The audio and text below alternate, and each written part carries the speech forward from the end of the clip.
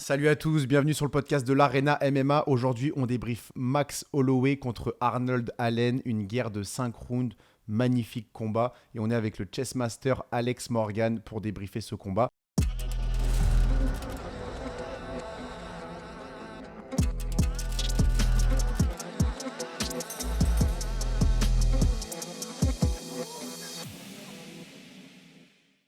Alex, tu t'es déjà entraîné avec Arnold. Est-ce que tu peux nous parler un petit peu de lui avant qu'on commence?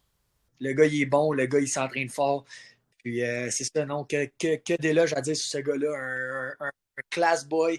Il est super respectueux avec tout le monde, super humble, mais extrêmement talentueux. Puis le combat qu'on a eu la chance de voir hier, j'ai trouvé que c'était un excellent combat. Puis c'est ça. Je suis bien content de l'avoir vu contre un top mondial comme ça. Ça nous donne un petit peu une idée de où Mhm. est-ce qu'il est rendu. D'ailleurs, Holloway, beaucoup pensaient que ça y est, il était en déclin à cause de sa dernière défaite à plate couture contre Alex Volkanovski. Mais là, hier, Holloway, il a montré qu'en termes j'allais dire de striking, mais juste de MMA, il est sur un autre niveau. Il est trop fort. Autant au niveau de son déplacement, son timing. Franchement, Holloway, c'est vraiment quelque chose. Mukendi, qu'est-ce que tu as pensé de ce combat? Bah écoute, pour les personnes qui pensaient que Holloway était en déclin, faut voir contre qui il a perdu. Parce Ouais. que Holloway, dans sa carrière, il a perdu à mes souvenirs, contre Volkanovski à 3 reprises, dont une fois par décision partagée. Il a perdu aussi contre Connor. Et contre Dustin Poirier, je crois, si je me trompe, à 2 reprises. Donc Holloway, c'est quelqu'un qui est habitué aux grandes guerres, qui a connu plein de 5 rounds. Et Allen aussi. Allen aussi, sa seule défaite était au Cage Warrior. Et bon, hier, il a pris sa deuxième défaite, mais on a affaire à un gros cogneur.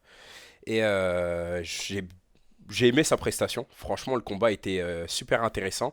C'était vraiment basé sur des phases de striking. Et Mm. Allen, il fait peur avec ses crochets. Ses crochets sont puissants et il peut faire très mal. Heureusement que Max Holloway était très très mobile. Et ça l'a beaucoup aidé et il a un gros cardio. D'ailleurs, j'ai une question. Alan a vraiment bien commencé. Allen a vraiment bien commencé. Et face au déplacement de Holloway, et dis-moi si je me trompe, Alex ou Mukendi, mais est-ce que vous auriez pas peut-être préconisé plus de low kick parce que Arnold Allen a mis aucun low kick. Et face à quelqu'un qui se déplace autant que Holloway, je pense que ça aurait pu être pertinent. Ça aurait pu, sauf que le problème, c'est que quand tu mets des low kicks, le gars, il check les low kicks, il peut remettre des mains, tu sais. Puis on s'entend que Holloway, c'est un excellent boxeur. Ça aurait pu être une stratégie utilisée pour Allen. Mais tu sais, il ne faut pas oublier que, comme je dis, quand on place des kicks, on s'expose plus à des grosses contre-attaques. Je pense que tu sais, les deux, dans cette situation-là, les deux ont des bonnes mains et de la puissance aussi dans les mains. Fait que je pense pas que c'était peut-être le maximum du game plan. Je pense vraiment comme on a pu voir, je pense que Allen, son game plan, c'était essayer de mettre le plus de pression possible pour justement neutraliser les déplacements de Holloway. Mais Holloway, écoute, c'est une classe à part, on s'entend, c'est un des tops mondiaux. Le gars, comme on dit, a des déplacements de fou. Son timing aussi, tu sais. C'est dur de lancer des low kicks à un gars qui contre-attaque et qui a un timing comme ça, tu sais.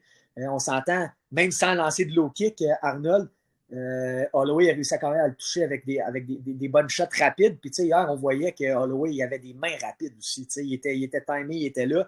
Puis vice-versa, tu sais, on s'entend, Arnold aussi était rapide. Tu sais. Arnold, il a lancé des kicks à la tête un peu, peut-être un petit peu moins risqué pour les contre-attaques parce qu'il faut que Holloway, il bloque le kick avant de remettre. Tandis qu'un low kick, des fois, il peut le prendre, Mhm. puis frapper en même temps, ça peut être dangereux. Tout droitier contre gaucher, tu sais. T'as tout le temps la grosse main arrière qui est alignée. Donc, ça aurait pu être une stratégie, mais écoute, Mais c'est en ça. tout cas, moi, Qui, au début, ce qui est agréable à voir, c'est que malgré la défaite de Allen, on a pu constater à travers cette prestation que c'est l'un des tops de cette catégorie. Et ce que j'aimerais savoir, Alex, c'est est-ce que toi, tu t'attendais à ce qu'il aille aussi loin dans sa carrière? Ben, je le voyais performer à l'UFC. J'ai vu gagner ses combats. Euh, Écoute, avec son streak, c'était sûr qu'il allait pogner des bons adversaires. Quand il a pogné Hawkers, puis il l'a défoncé, il y a bien du monde qui ont été surpris parce que c'est un gars qui est allé en décision une couple de fois. Mais moi, quand je l'ai vu défoncer au queue, j'étais pas plus surpris que ça. Pourquoi? Parce que je le savais qu'il était comme ça. Je savais le talent qu'il avait, je savais comment il cognait dur puis tout. Fait que j'ai pas tant été surpris. Puis écoute, quand j'ai vu comment il a défoncé au queue, je me suis dit, bon, ben ça y est, man, il mérite un combat comme un gros combat là, comme Holloway qui va le mettre sur la map. Fait que tu sais, surpris, non. Euh, non, je suis pas surpris, man. Je suis pas surpris. Le gars, il est bon, puis c'est un solide, c'est un gars qui travaille fort, il est bon. Comme je disais tantôt, c'est un gars qui est autant bon sur le striking que sur la lutte, même si on n'a pas eu la chance de le voir lutter sur ce combat-là, puis c'était une guerre de striking. Je ne suis pas surpris. En fait, je suis content pour lui. Et je pense qu'avec le combat qu'il a fait contre Max Holloway, il a prouvé qu'il était dans la classe mondiale, dans le top mondial. Dans le sens que, OK, il n'a pas gagné le combat, mais Chris s'est battu contre Max Holloway pareil. On s'entend. Il n'a pas perdu contre une canne de tomates. Là, je veux dire, il a perdu contre un top mondial. Ouais. Puis je pense qu'il mérite sa place dans le top 5. Puis, moi, je pense qu'il mérite un autre combat contre un top. Pour pouvoir montrer de quoi il est capable encore plus. D'ailleurs, plusieurs fois, quand sa gauche est rentrée, je me suis dit, ouf, heureusement que Holloway il a un bon menton, parce que ça aurait pu le faire tomber. Et pour ce qui est de la suite, c'est sûr que je pense qu'il va avoir un top 5. Et moi, j'ai ma petite idée de contre qui il pourrait enchaîner. C'est mon favori de la catégorie, Brian Ortega. C'est vrai que ça pourrait être bon, ça lui donnerait un... C'est vrai, ça peut être... En plus, Ortega, il est bon, mais en plus, c'est un gars de sol. Fait que ça peut-être mettre en valeur sa lutte, son sol, mélangé de striking. T'sais. Fait que ça va être un combat complètement différent. S'il se bat contre Brian Ortega, ça va être un combat complètement différent. Faut s'en Ortega, c'est sûr qu'il va vouloir peut-être échanger avec, mais éventuellement, va shooter. Va essayer sa guillotine, va essayer ses triangles. Il est très dangereux au sol. Mais tu sais, comme le connaissant, moi, je pense qu'Arnold, il est capable de se battre contre ces gars-là. Je veux dire, il est rendu là, tu sais. Puis il est jeune, il a 29 ans. Il n'est même pas dans son prime encore, là, tu sais. Et je veux dire, tantôt tu le mentionnais, là, sa gauche, là, elle cogne sa gauche. Puis Max Holloway, il a un sale menton, là, tu sais, pour prendre ça, comme si de rien n'était, une coupe de fois. Ouais. C'était solide. Vraiment, comme tu dis, comme si de rien n'était. Et ça, c'est assez incroyable. Et de toute façon, personne n'a jamais mis knockdown Max Holloway. Et pourtant, il a combattu contre les meilleurs de l'UFC. Et aussi, j'aimerais parler du cardio de Holloway et de Allen. Holloway, il s'est déplacé, il n'a pas arrêté pendant 5 rounds jusqu'à la dernière minute du 5e round. C'est quand même impressionnant. 100%. Impressionnant, ça rappelle un peu les cardio, même s'il n'y a pas les phases de lutte. Et moi, ce qui m'impressionne plus, c'est les cardio avec des gars qui arrivent à tenter des takedowns, tout ça, comme des gars comme Covington ou Merab. Ouais. Mais Max Holloway, au niveau du striking, il a un cardio vraiment similaire à celui de Covington, où il peut tourner pendant longtemps, continuer à boxer, striker. Et franchement, c'est bien. J'aimerais revenir sur ce que Dana White a dit, que Allen, il aurait peut-être dû aller comme à la fin du 5e round plus tôt. Et il disait, ouais, moi je suis pas le cornerman, comme s'il critiquait un peu les cornerman dont Firas. Mais donc je vais vous demander, vous, ce que vous pensez de ça. Mais moi, ce que j'aurais à dire, c'est ce qu'il a fait à la fin, ça n'a pas payé dans le sens où il s'est pris un knockdown. Donc je pense pas qu'il aurait dû faire ça plus tôt. Ça, c'est vraiment des moves que tu fais à la fin, en mode tout ou rien, en mode World War III, comme il se disait dans le coin avec Firas. Et qu'est-ce que vous pensez du call de Dana White? Personnellement, j'ai trouvé les conseils de Firas très bons. Moi, j'ai trouvé ce que Firas il disait de faire. Je pense qu'il s'est ajusté de round en round. Il ne faut pas oublier que c'est un combat de 5 rounds, fait que c'est un long combat. Tu ne peux pas arriver, on parle de cardio, là, je veux dire, si tu frappes comme ça pendant 5 rounds, comme à la fin, là, il n'aurait pas toffé. Puis tu sais, on sait qu'Arnold est explosif, frappe fort, Holloway, même affaire. Je pense que c'est juste une question de... Je pense que c'était bien fait ce qu'il a fait. Puis je pense pas que c'est une bonne idée, non, d'aller comme il a fait au dernier round, dans la dernière minute, rentrer dedans comme un malade. Parce que comme tu dis, il s'est pris un knockdown. Puis tu sais, contre un gars comme Holloway qui a une excellente boxe, c'est dangereux. Des fois, on regarde un combat de l'extérieur, puis on se dit, ouais, mais tu sais, il aurait fallu qu'il rentre dedans. Mais quand tu es le fighter puis tu es le gars en avant de ton adversaire, c'est pas toujours aussi facile qu'on pense rentrer dans quelqu'un.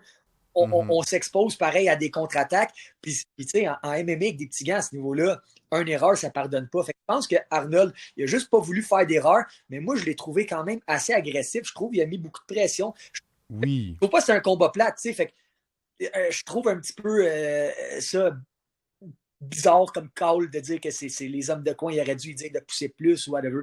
Moi, je pense qu'il était là, il avait son cardio, il écoutait ce que ces hommes de coin disaient, puis il faisait son mieux pour pouvoir performer puis aller chercher une victoire. Puis, tu sais, c'est pas aussi facile qu'on le pense. Fait que de voir le combat de l'extérieur, de se dire, ouais, il aurait pu rentrer dedans, il aurait pu essayer plus ça, c'est une chose, mais de le faire en combat, c'est une autre affaire, tu sais. Fait que ça, le monde a tendance à oublier ça. Moi j'ai trouvé personnellement que ce qu'il a fait, c'était bien. Ce que ces hommes de coin y ont dit, c'était bien. Puis je trouve qu'Arnold, il était assez, tu le voyais entre les rounds, il était en contrôle mental, puis il était quand même capable de s'ajuster avec qu'est-ce que ses entraîneurs ouais. faisaient. Fait que, tu sais, non, moi, je trouve que, overall, il a livré une belle performance. Ces hommes de coin, ils ont bien fait ça aussi. Tu sais, les hommes de coin, c'est pas les fighters non plus. Ils peuvent l'aider, mais ils peuvent pas le choisir, qu'est-ce qu'il fait. Fait que, non, moi, je trouve qu'il a bien fait son combat. Il a fait ce qu'il Non, en plus, mis à part au premier round, j'ai trouvé c'était un combattant assez agressif, qui suivait bien Holloway. Holloway, les déplacements, il arrivait à le suivre. Et franchement, mis à part au premier round où je trouvais qu'il était vraiment il utilisait vraiment une stratégie d'observation. Le reste, je l'ai trouvé qu'il Ouais, était vraiment. agressif et il a montré un très, très beau visage. Je ne sais pas s'il n'a pas tenté les takedowns parce que Holloway a une bonne défense de takedown, mais c'est vrai que je me suis posé la question. Ben, tu parlais de lutte tantôt, là, tu parlais du cardio de lutte. Moi, je pense que c'est une question aussi de cardio, dans le sens que Mhm. tu as 5 rounds à faire. Si tu arrives au troisième round, tu te mets à shooter, puis le gars, il stuff les takedowns. Tu sais, Arnold, peut-être plus à l'aise en striking, peut-être plus de cardio en striking, peut-être qu'il voulait économiser son gaz pour avoir une chance de le knocker. Ça a peut-être été une stratégie, mais tu sais, ça, on le sait pas dans le sens que c'est pas. Il faudrait demander à lui, tu sais. Mais moi, je pense qu'il n'a pas essayé de shooter parce que relativement debout, ça se passait quand même bien. Tu sais, je veux dire, c'est Ouais. pas déclassé debout, là. On a eu Non, le non. dessus sur certains échanges, mais Arnold, il a quand même réussi à plugger des bonnes shots puis à aller montrer que lui aussi était capable de placer des coups. Fait que je pense qu'ils ont comme misé un petit peu sur le côté striking. Ils ne sont pas allés au sol autant pour Holloway qu'Allen parce qu'on s'entend que Holloway n'a pas plus shooté, tu sais.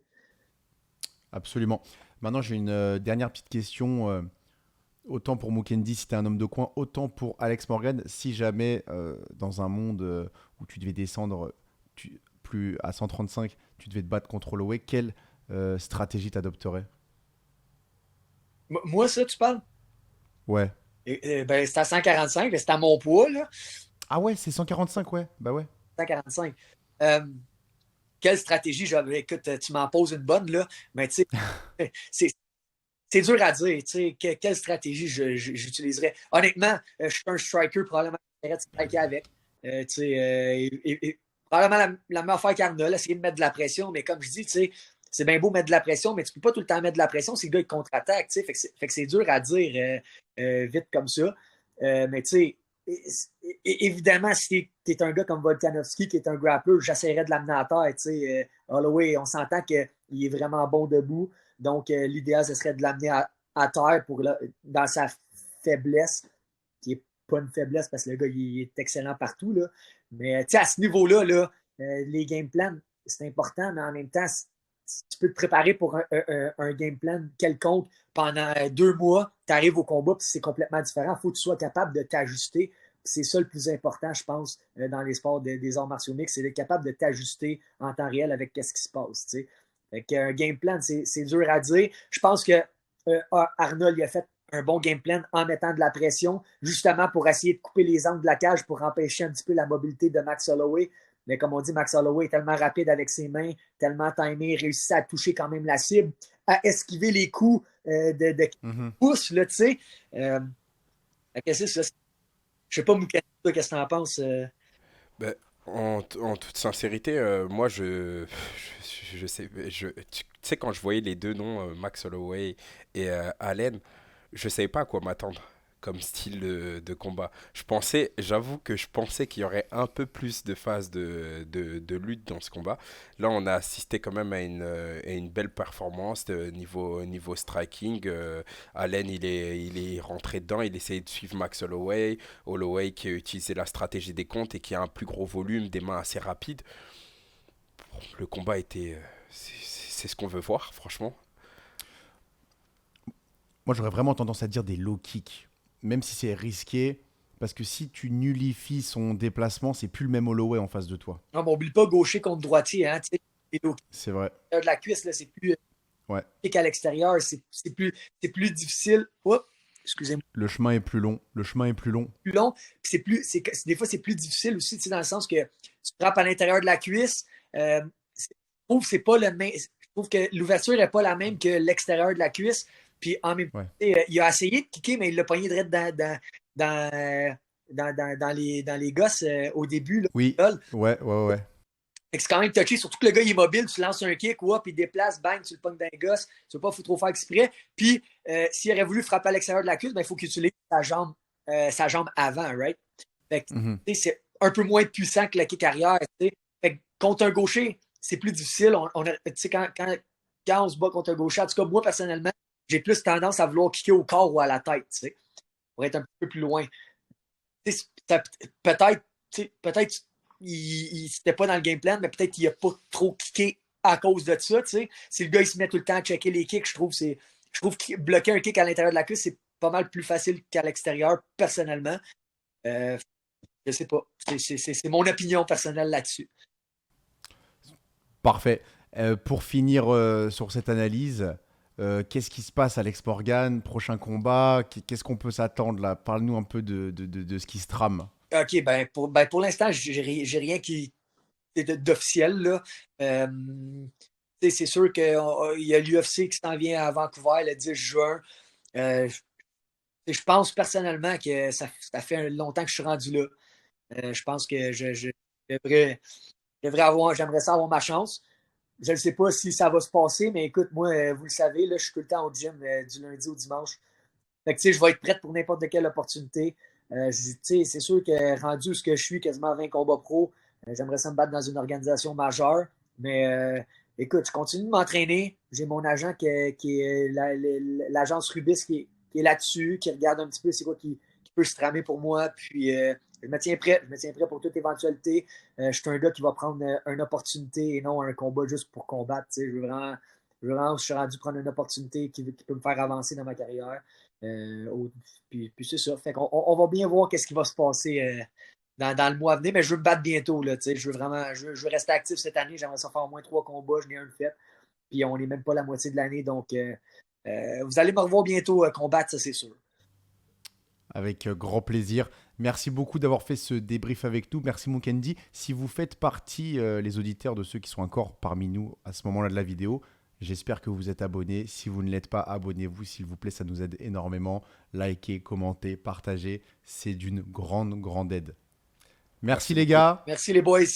Bonne journée, on profite du soleil.